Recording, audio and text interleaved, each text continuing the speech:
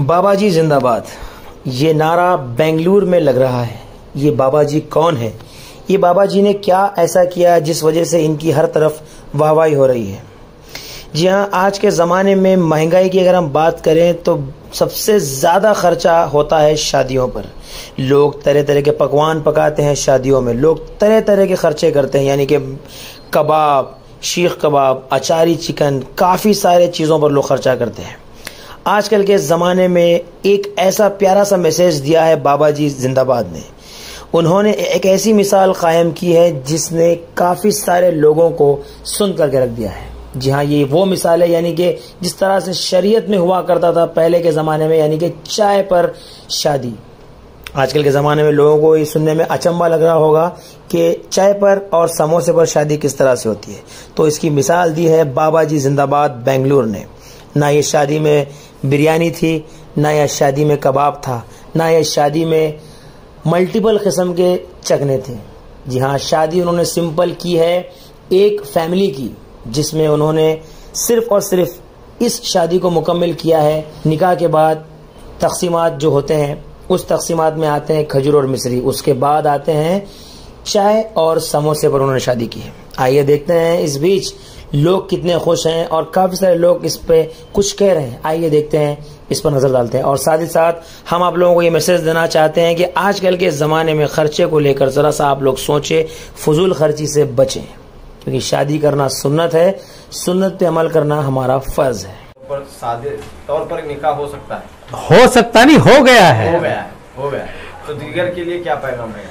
यही है कि मुस्लिम कौम को फजूल खर्ची से बचकर कौम को आगे बढ़ाने के लिए जो जहां दूसरी चीज़ों की ज़रूरियात है उनको पूरा किया जाए, बच्चों को तालीम दी जाए, बच्चियों को रिश्ते के बाद जो है उनका जो हिस्सा होता है प्रॉपर्टी में वो दिया जाए, उसके ऊपर तवज्जो दी जाए। ना कि दिखावे के लिए आप जो है शादी बड़े बड़े शादी महलों में जो लाखों खर्चा करो और उसके बाद जो फिर वो बोलेंगे कि बिरयानी में गोश्त कम था और चाकना कम पड़ गया। उन सब चीज़ों से बचना है तो सीधे साधे तरीके से मस्जिद में अंदर निकाह पढ़ाएं और अल्लाह के रसूल की सुन्नत को जिंदा करें। ये मेरी बेटी का निकाह था। उमूमन आप देखते हैं और लोगों की भी, हमारी जो दोस्त अहबाब हैं वो भी यही देखते हैं कि भाई बाबा जी बड़े बड़े मुशायरे करते हैं, बड़ी बड़ी जगह प्रोग्राम होते हैं, तो शादी कैसे करेंगे? चूँकि लोग हमको देखते हैं, हमको पढ़ते हैं, हमको समझते हैं, तो हमें उनको तकलीद बनना है। हम क्या काम करते हैं वो देखकर हमसे लोग फ़ायदा उठाने की कोशिश करते हैं। तो हम ये चाहते हैं कि हमारी तरफ से कोई ऐसा पैगाम जाए जो लोगों के अंदर एक मुस्बित अंदाज में पेश किया जा सके। तो शादी को सीधे साधे सिंपल मस्जिद में निकाह करना और उसको उस सुन्नत को आगे बढ़ाने के लिए मैं सीधे साधे तरीके से मस्जिद में निकाह किया। क्या तरतीब क्या रही आज? आज की तरतीब सिर्फ ये थी कि दुल्हा वाले घर से आए, हमारे घर आए, मस्जिद में गए, निकाह पढ़ाया। आप सब लोगों ने देखा, निकाह पढ़ाने के बाद मस्जिद ही के अंदर चाय पानी जो भी कुछ था, बिस्किट वगैरह का इंतज़ाम, नाश्ता किया और अब घर पर आए हैं। अब लड़की को लेकर वापस जा रहे हैं। बस यही इतनी तकरीब है। और उस तकरीब में जो निकाह था, निकाह क़िरात कलाम पाक से शुरू हुआ, नात हुई, उसके बाद खुतबा और उसके बाद इजाबा कबूल। निकाह खाने में दावत का इंतज़ाम नहीं था?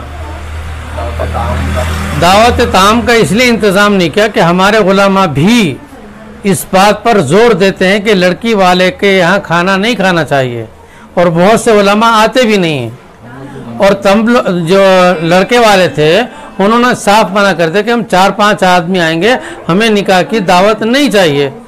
तो जब उनकी तरफ से भी आ रहा है और मुझे भी वही चीज़ पसंद थी और लोगों को भी उसका एक पैगाम पहुंचाना था हमारे को, तो पैगाम को आम करने के लिए हमने सोचा इससे बेहतर और कोई तरीका हो ही नहीं सकता, इसी को आगे बढ़ाया जाए। तो इसमें इस पूरे प्रोग्राम में वलीमे की दावत रहेगी? जी इंशाल्लाह, जी लड़के वालों की जानिब से वो दावत वलीमा रहेगी। हाँ। है इंशाल्लाह, वो ज़रूर है। जी। तो क्या हालात को आप कैसे देखते हैं, मौजूदा हालात को? मौजूदा हालात जो हैं, इंसान अगर कंट्रोल करना चाहे तो सब कुछ हो सकता है। इंसान पहले अपने नफ्स को मारे, अपनी अना को मारे, अपने गुरूर को मारे, अपने तकब्बुर को मारे, अपने घमंड को मारे, अपनी अना को मारेगा तो इंशाल्लाह सारी चीज़ें मुमकिन हो सकती हैं अगर इंसान करना चाहे तो। लेकिन बाबा जी आप जो है इस माशरे में रहते हैं, समाज में रहते हैं, हर दिन जो है शादियाँ आप अटेंड करते हैं, बड़ी बड़ी शादियों में जाते हैं, शिरकत करते हैं। जाहिर सी बात है कि आपने इस महदूद तरीके से शादी कर ली, अपने बेटी की शादी अंजाम दी, तो लोग ताने कसेंगे, फिक्रे कसेंगे। मुझे ताने और फिक्रे कसने शुरू हो चुके हैं। 8 दिन से मैं झेल रहा हूं और जिसको भी दावत दे रहा हूं वो यही बोल रहा है कि निकाह के बाद खाना कहाँ। मैं बोला खाना बिल्कुल नहीं, चाय पानी पे आपको आना है तो आप आए, वरना आप जहाँ हैं वहीं रह जाए।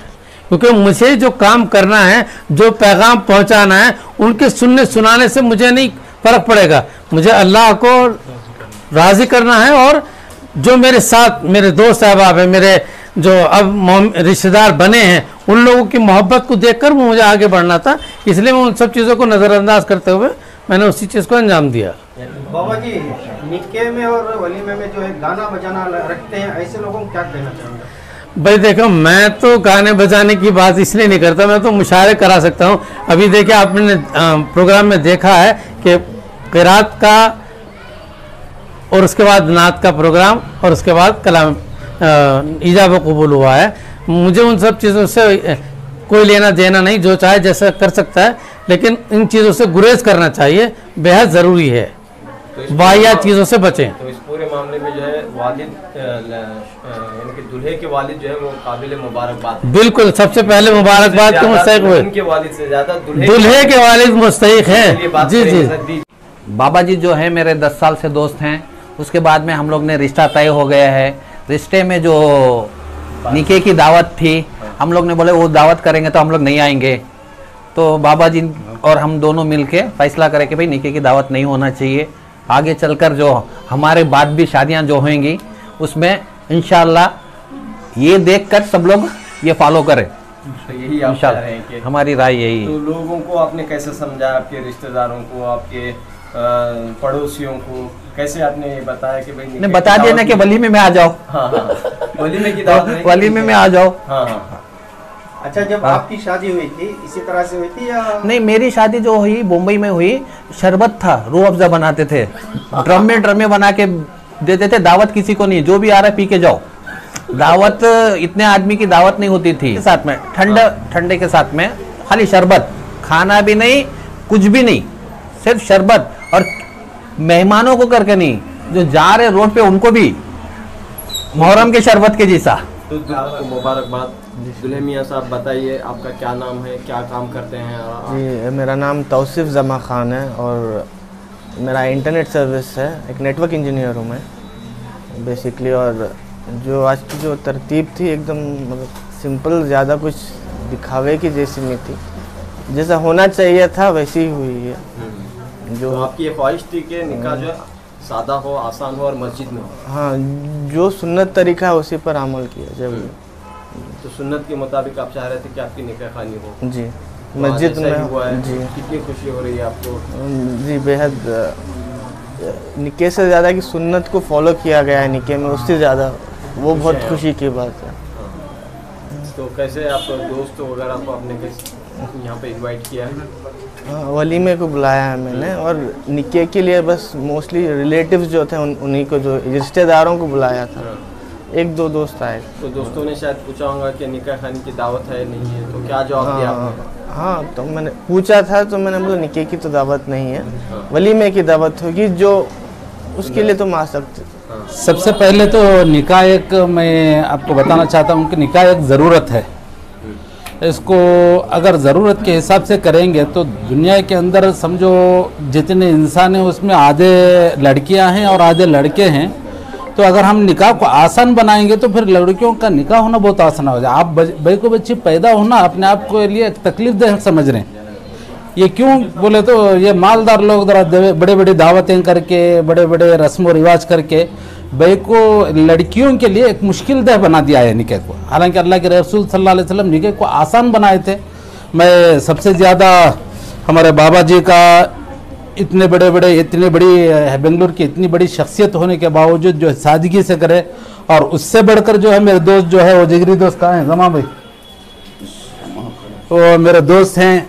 सबसे बड़ी आज जो है सबसे ज़्यादा, चूंकि मैं भी शादी माल वाला हूँ, तो जैसे ही शादी माल में शादी बुक करने आते हैं, वो लड़की वालों को लड़के वाले इतनी तकलीफ देते हैं, एक एक डेट 5-5, 10-10 बार चेंज कराने लगाते हैं। तो ये डेट नहीं, वो जो बोलते हैं वो मानने के बावजूद भी उसको भी तकलीफ देते हैं। लेकिन मेरे दोस्त को मैं बड़ी मुबारकबाद देता हूँ कि बड़े सादगी के साथ इतने, अल्लाह माशाल्लाह उनको साहिब हैसियत बनाया, एक अच्छी शख्सियत और अच्छे यानी रिच आदमी को बनाया, अच्छे मुकाम पे बनाने के बावजूद भी जो है अपने लड़के का निकाह आसानी के साथ और बड़ी सादगी के साथ किए हैं। ये एक सारी, बल्कि सिर्फ कर्नाटक के लिए नहीं, बेंगलुरु के लिए नहीं, हिंदुस्तान के लिए, सारे आलम के लिए जो है एक पैगाम इन्होंने हमारे शाहजमा अब्दुल वाजिद खान साहब जो दिए हैं कि भाई निकाह इस तरीके का होना चाहिए करके ये पैगाम दिए हैं। इसके लिए मैं हमारे तौसीफ इनको शाहजमा साहब को जो है मैं मुबारकबाद देता हूँ। अल्लाह ताला इनके ख्यालात को जो है सारी दुनिया के अंदर फैलाए और लड़कियों का जो निकाह है वो आसानी के साथ हो, जैसा एक लोग जो है इसको कबूल करें।